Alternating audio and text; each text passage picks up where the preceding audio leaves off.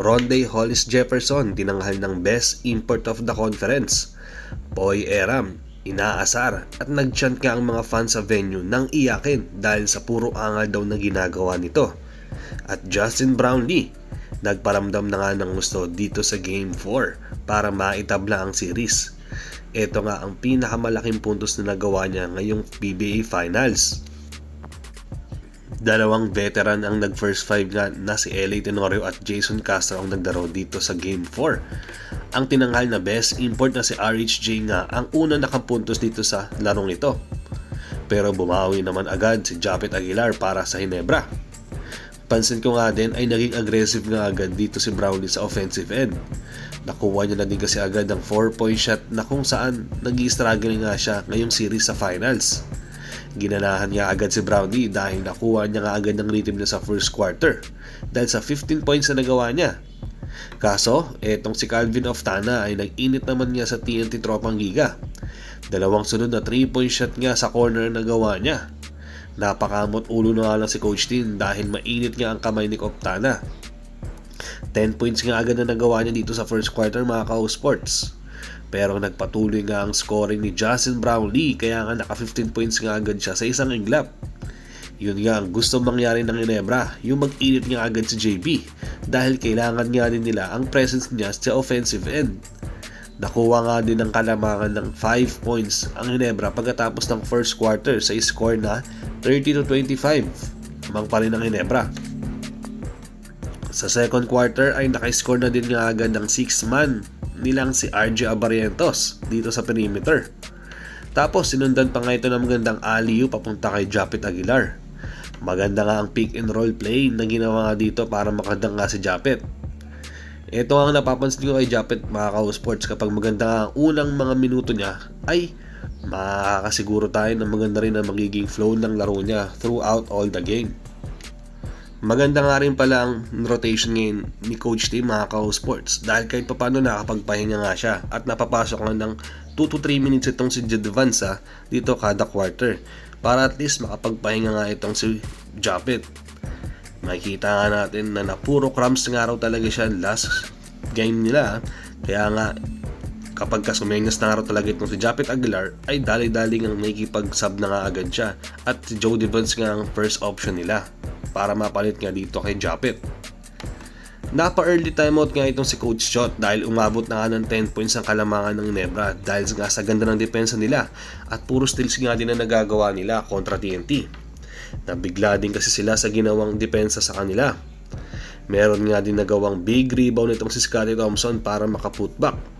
Hiyawan nga ang fans sa nagawang highlight na naman nga ni Scottie.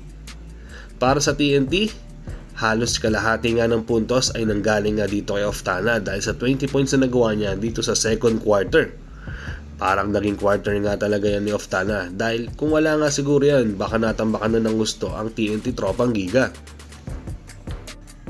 Sa third quarter naman, 7 straight points nga agad na nagawa ni Stephen Holt dahil sa pagpuntos niya. Dahil nga sa kanya ay na-maintain nga nila ang big lead nila at sa double digit ang kalamangan nila. Nagparamdam nga din sa pagpuntos ang inahantay din ng Ginebra na yung perimeter shooter nila. Yun nga kasi ang nagiging goal talaga niya, pero nakakatulong na nga din siya pagdating sa depensa din mga ka-sports.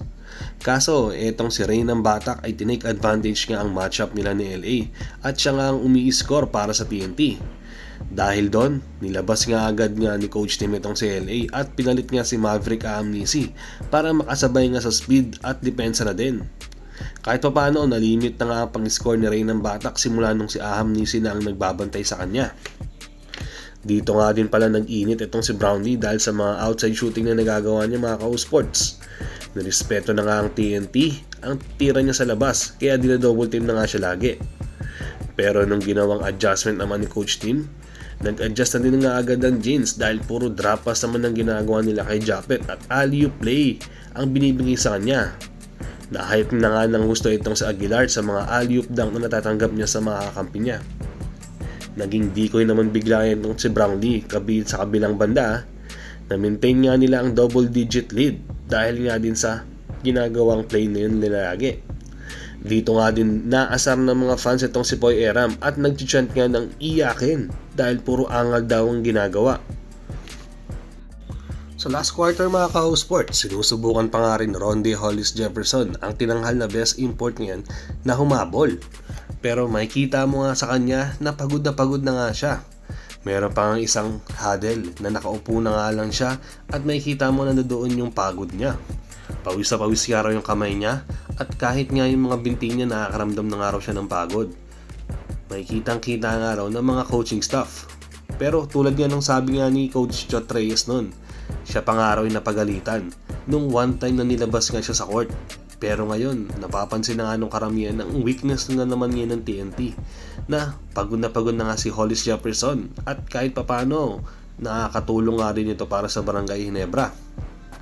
Siguro ayon kay Coach Chot, ginusto naman daw niya yan. So, sinusunod na lang daw niya ang gusto niya.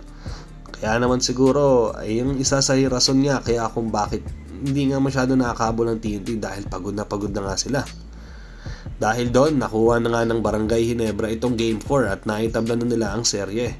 Aabangan nga natin kung anong adjustment naman ang gagawin ng TNT Tropang Giga sa susunod na laro.